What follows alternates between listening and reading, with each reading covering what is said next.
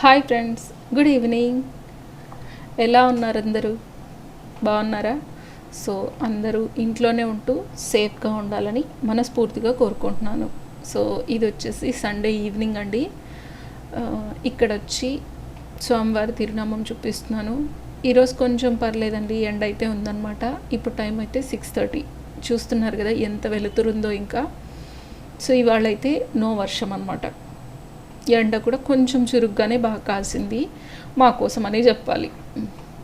So 3-4 డేస్గా వరుసగా వర్షం పడుతూనే ఉంది కదా. ఈరోజు పర్లేదు, సూర్యుని చూసాము, కొంచెం సురుసురా అనిపించింది అలా అన్నమాట.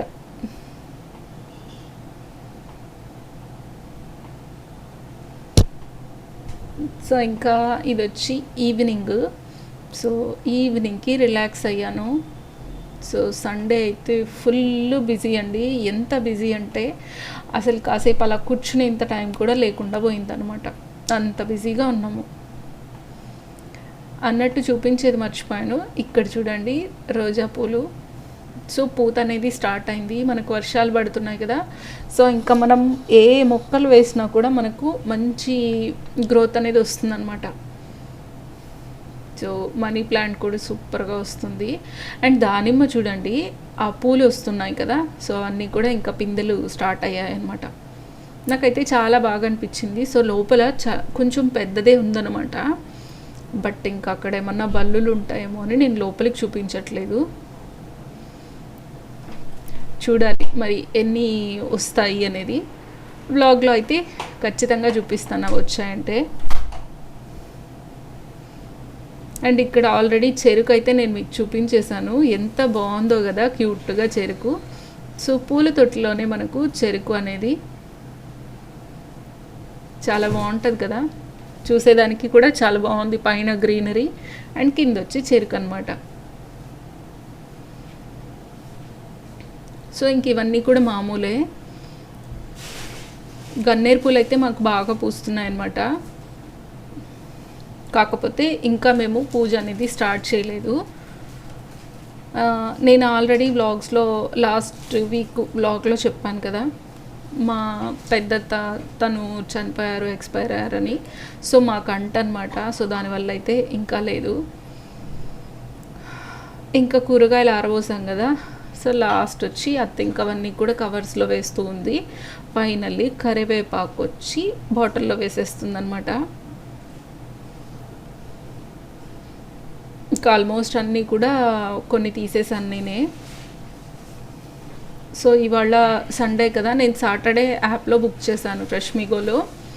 మీకు ఆల్రెడీ నేను ఫ్రెష్మిగో డీటెయిల్స్ కూడా ఇచ్చాను కదా. Tirupati local app. మనం దానిలో ప్రొవిజన్స్ కానీ వెజిటబుల్స్, ఫ్రూట్స్ అన్నీ ఆల్మోస్ట్ ఏవైనా సరే మనము డోర్ డెలివరీకి బుక్ చేసుకోవచ్చు. మనకు డోర్ డెలివరీ ఇస్తారనమాట. సో ఇక్కడ చూడండి, మా అమ్మ వచ్చి పూజ చేసుకుంటున్నారు. ఇది నార్మల్ మెడిటేషన్ అనమాట. దీపారాధన కూడా లేదండి, అయిపోయింది. 2 వీక్స్ అయిందనమాట. సో ప్రజెంట్ అంటులో ఉన్నాం కనుక నో దీపారాధన, నో పూజ. కాకపోతే మార్నింగ్ ఈవినింగ్ మా అమ్మ మెడిటేషన్ చేసుకునేటప్పుడైతే డోర్స్ తీస్తారు. సో ఇంక వాళ్ళైతే మనం వ్లాగ్ చూసేద్దాం. సండే రోజు నేను ఏం చేశాను అనేది.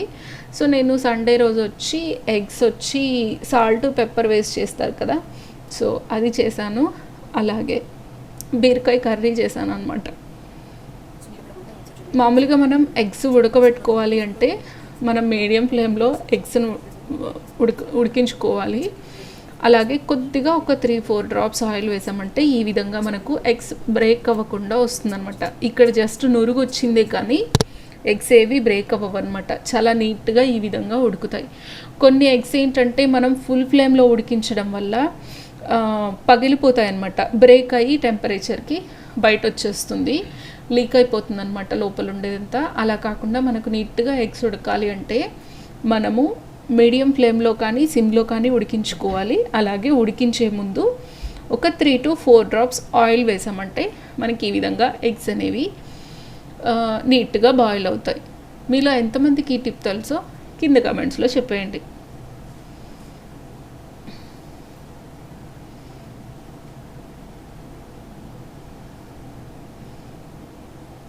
ఉడికించుకున్న ఎగ్స్ని నేను ఇక్కడ పోపు పెట్టుకుంటున్నాను. చాలా సింపుల్గా అనమాట. సో ముందుగా అయితే కాస్త ఒక 2 స్పూన్స్ ఆయిల్ వేసాను, కొంచెం పసుపు వేసాను అనమాట. సో ఈ పసుపు అనేది కొంచెం ఉడకాలి, అందుకే పెనుమంతా కూడా ఇలా తిప్పేసుకుంటున్నాను.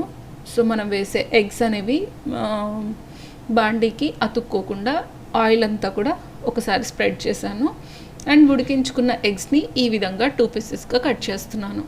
సో పొడవుగా కూడా 2 పీసెస్ కట్ చేసుకోవచ్చు, అది మన చాయిస్. సో నేనైతే ఇక్కడ మీకు చూపించడం కోసం చేతిలో కట్ చేస్తున్నాను, మీరైతే కింద ప్లేట్లో పెట్టి కూడా కట్ చేసుకోవచ్చు. సో ఈ విధంగా మనం అన్నీ కట్ చేసుకున్నవి ముందుగా అయితే మనం ఈ విధంగా బోర్లించుకోవాలి. సో ఇలా మనం అన్ని ఎగ్స్ వేసేసిన తర్వాత ఒక్కసారి అలా పెనుముని కలిపేసేసుకొని ఇప్పుడు పైనుంచి సాల్ట్ అనేది స్ప్రింకిల్ చేసుకోవాలి. చేత్తో వేసుకుంటేనే కరెక్ట్గా స్ప్రెడ్ అవుతుందండి, స్పూన్తో వేస్తే ఎక్కువ పడిపోతుంది అనమాట. అలాగే మిరియాల పొడి కూడా. సో స్పెషల్లీ ఈ రెసిపీకి మిరియాల పొడి వేస్తేనే టేస్ట్ అనమాట. మిరప్పొడి కన్నా మిరియాల పొడి చాలా టేస్ట్ని ఇస్తుంది.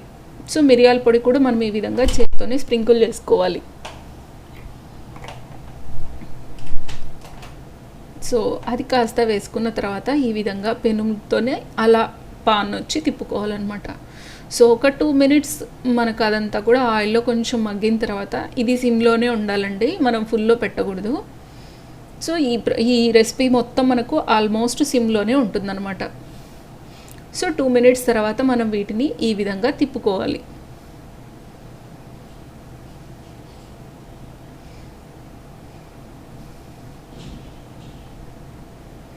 సో ఇవన్నీ ఇలా తిప్పేసుకున్న తర్వాత ఇప్పుడు మళ్ళీ దీనిపైన కొంచెం సాల్ట్, కొంచెం పెప్పరు స్ప్రింకిల్ చేసుకోవాలి.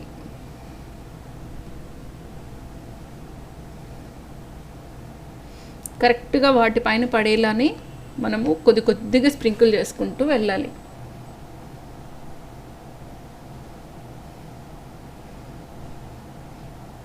అలాగే పెప్పర్ కూడా.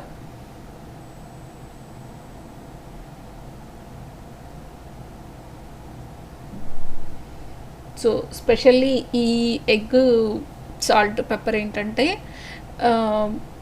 కొంచెం గొంతు బాగాలేనప్పుడు లేదా జలుబు చేసినప్పుడు మనం టమోటా రసం అలా పెట్టుకుంటూ ఉంటాం కదా. సో టమోటా రసంకి కానీ మిరియాల రసంకి కానీ పప్పుచారుకి కానీ మంచి కాంబినేషన్ అండి. ఇంకా వేరే ఏది మనకు సాంబారు ఇంకొకటి అవసరం లేకుండా జస్ట్ రసమన్నంతో ఈ ఎగ్ని తినేసేయచ్చు అనమాట. అంత టేస్ట్గా ఉంటాయి. చిన్నపిల్లలు అయితే చాలా బాగా ఇష్టపడతారు. స్పెషల్లీ మా బాబుకి అయితే ఫేవరెట్ అనమాట ఇలా ఎగ్ చేయడం అనేది. సో స్కూల్కి ఎక్కువ నేను లంచ్ బాక్స్లలోకి ఇస్తూ ఉంటాను. సో మనం అవన్నీ వేసేసాక, సాల్ట్ పెప్పర్ వేసేసాక మళ్ళీ అవన్నీ కూడా ఒకసారి బోర్లించేసుకోవాలన్నమాట. సో బోర్లించేసుకొని మళ్ళీ ఒక 2 to 3 మినిట్స్ వరకు మనం సిమ్లోనే అలానే ఉంచుకోవాలి. మధ్య మధ్యలో పెనుమునిలా కలుపుతూ ఉండాలన్నమాట. చాలా త్వరగా అయిపోతుంది, చాలా టేస్ట్గా కూడా ఉంటుంది.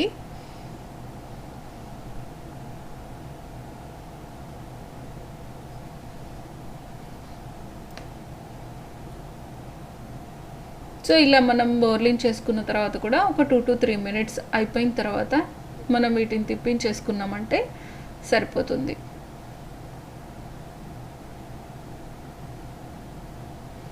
సో మీలో ఎంతమందికి ఈ రెసిపీ తెలుసు అనేది కూడా ఒకసారి కింద కమెంట్స్లో షేర్ చేయండి. ఇది వచ్చి నేను స్కూల్ డేస్ కాలేజ్ డేస్లోనే అమ్మ ఎక్కువ చేసేదనమాట. సో అమ్మ దగ్గర నేర్చుకున్న రెసిపీ.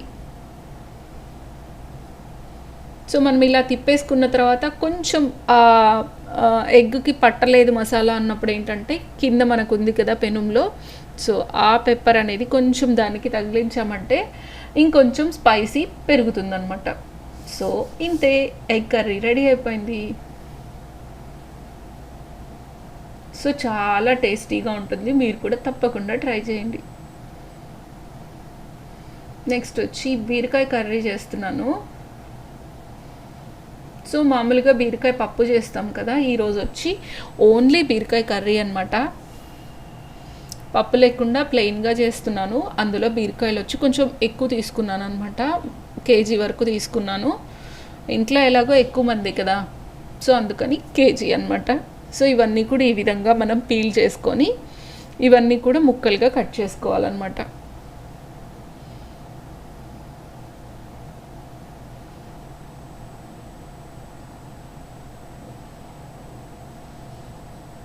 సో ఇలా అన్నీ పీల్ చేసేసుకొని ఈ విధంగా ముక్కలు కట్ చేసుకోవాలి. అండ్ ఇక్కడ నేను వచ్చి ఒక 4 టమోటాలు, 2 ఉల్లిపాయలు, ఒక 10 వెల్లుల్లి రెబ్బలు తీసుకున్నాను. ఈ 3 వచ్చి నేనైతే మిక్సీ వేసేసుకుంటున్నాను. మా వారు ఆనియన్స్ తినరని చెప్పాను కదా, సో అందుకోసమే నేను ఇక్కడ మిక్సీ పట్టేసుకుంటున్నాను. లేదు ఆనియన్ తగిలినా పర్లేదు అనుకునే వాళ్ళైతే మిక్సీ పట్టనవసరం లేదు, సన్నగా ఆనియన్ టమోటా కట్ చేసుకొని తిరుగుమాతలో కలుపుకున్నామంటే సరిపోతుంది. సో నేనైతే ఈ విధంగా మిక్సీ పట్టేసుకున్నాను. ఇప్పుడు మనం ప్రాసెస్ అనేది చూసేద్దాం. సో ముందుగా స్టవ్ వెలిగించి ప్యాన్ పెట్టేసుకుంటున్నాను. సో ఇందులో ఒక 2 to 3 స్పూన్స్ ఆయిల్ వేసేసుకొని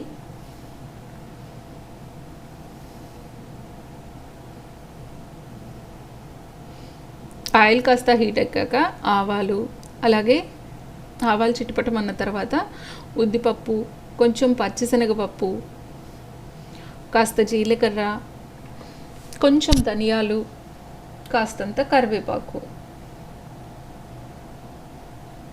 సో ఇవన్నీ వేసి 1 నిమిషం పాటు ఇవన్నీ వేగేంత వరకు వెయిట్ చేయాలి.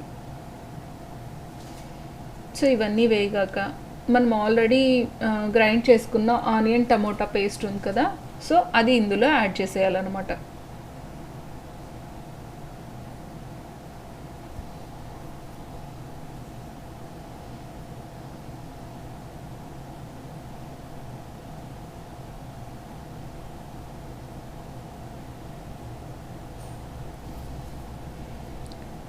ఆనియన్ పేస్ట్ వేసుకొని వాళ్ళైతే మనం ఆనియన్స్ వేసుకొని ఆనియన్ కాస్త బ్రౌన్ కలర్ వచ్చిన తర్వాత టమోటా కూడా యాడ్ చేసేసుకోవాలి. తెల్లబాయ వచ్చి కొంచెం దంచుకున్నామంటే సరిపోతుంది. అంటే కొంచెం చిదిమి వేసుకుంటామంటారు కదా, అలా అనమాట. కొంచెం పప్పు గుత్తితో అలా ఒకసారి దంచేసేసి వేసుకున్నామంటే సరిపోతుంది. సో ఇప్పుడు ఇందులో అయితే నేను సాల్ట్, కాస్తంత పసుపు వేసి కలిపేసుకుంటున్నాను. ఇదంతా కొంచెం మనకు ఒక 4 to 5 minutes పచ్చివాసన పోయే వరకు మనం వేపుకోవాలి. మనం మూత పెట్టేసుకొని మగ్గించేసుకున్నామంటే సరిపోతుంది. మనకు 4 minutes కల్లా కూడా ఈ విధంగా మనకు పచ్చివాసన పోతుందన్నమాట. సో ఇప్పుడు మనం ఆల్రెడీ కట్ చేసి పెట్టుకున్న బీరకాయలు ఉన్నాయి కదా, సో అవన్నీ ఇప్పుడు ఇందులో యాడ్ చేసేసేయాలి.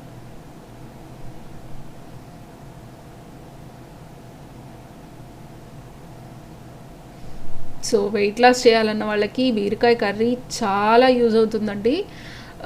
ఇది ఏంటంటే వాటర్ కంటెంట్ ఎక్కువ ఉంటుంది కనుక మనం ఎంత తీసుకున్నా మనకేం కాదనమాట. లిమిట్ అనేది అవసరం లేదు దీనికి. సో కర్రీ అనేది ఎక్కువ తినచ్చు. నిజానికి ప్రతి ఒక్కరు కూడా వెయిట్ లాస్ చేయాలనుకున్న వాళ్ళే కాదు, ఎవ్వరు కూడా కర్రీ ఎక్కువ తినాలి, రైస్ తక్కువ తినాలి. బట్ చాలామందికి అలవాటు ఏంటంటే రైస్ ఎక్కువ, కర్రీ తక్కువ తింటారు. సో బీరకాయలు వేసేసాక ఈ విధంగా మధ్య మధ్యలో కొంచెం కలుపుకుంటూ మనం మూత పెట్టేసుకొని మగ్గించుకున్నామంటే బీరకాయ చాలా త్వరగానే ఉడికిపోతుంది అనమాట. స్పెషల్లీ ఈ కర్రీ ఏంటంటే మనకు రైస్, సంగటి, అలాగే వైట్ రైస్ కూడా బాగుంటుంది, చపాతీకి కూడా బాగుంటుంది. ఇవాళైతే నాకు చపాతీ చేసుకున్నాను, ఇంకా మా అమ్మ వాళ్ళకైతే రైస్ చేసేసాను అనమాట. మనకు మిల్లెట్స్ లాంటివి చాలామంది ఇప్పుడు అలవాటు చేసుకుంటున్నారు కదా, సో మిల్లెట్స్లోకి కూడా ఈ బీరకాయ కర్రీ అనేది చాలా టేస్ట్గా ఉంటుంది, చాలా బాగుంటుంది. ఆల్మోస్ట్ మిల్లెట్స్ అన్నీ కూడా నేను చాలా వరకు ట్రై చేసేసాను, అప్పుడప్పుడు తింటుంటాం అనమాట. సో మనం మూత పెట్టేసుకొని కొంచెం మగ్గించుకోవాలన్నమాట. సో వాటర్ కంటెంట్ కనుక చాలా త్వరగానే ఉడికిపోతుంది. మనకు ఎక్కువ గ్రేవీ అవసరం లేదు అంటే మనం ఎక్కువ వాటర్ అనేది యాడ్ చేయాల్సిన అవసరం లేదండి.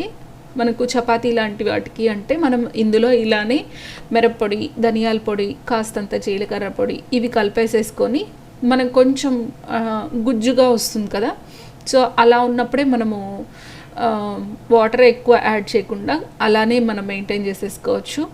కొంచెం మా ఇంట్లో మనుషులు ఎక్కువ ఉన్నారు కదా, సో కంపల్సరీ మాకు గ్రేవీ అనేది అవసరం అనమాట. సో నేను ఇక్కడ ఒక హాఫ్ స్పూన్ వరకు మెంతి పొడి కూడా యాడ్ చేస్తున్నాను. సో మెంతి పొడి హెల్త్కి చాలా మంచిది కదా, నేను ఆల్మోస్ట్ అన్ని రెసిపీస్లో వేస్తాను, కొన్నిటికి తప్ప.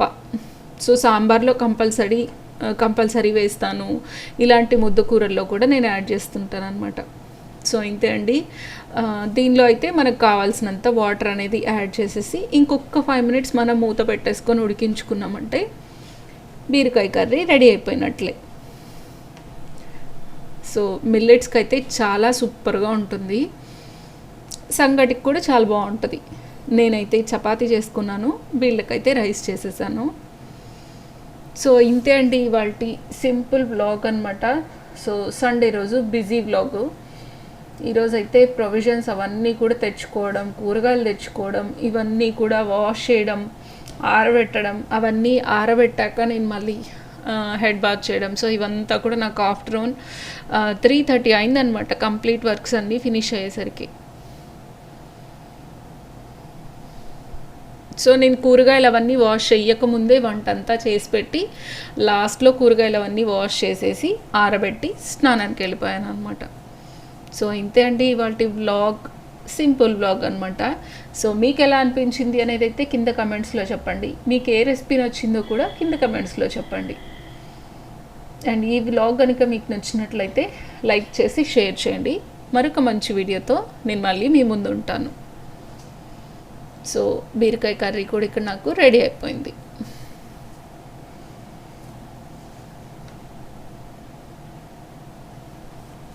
మరొక మంచి వీడియోతో మళ్ళీ మీ ముందు ఉంటాను. అంతవరకు take care, bye. Thanks for watching.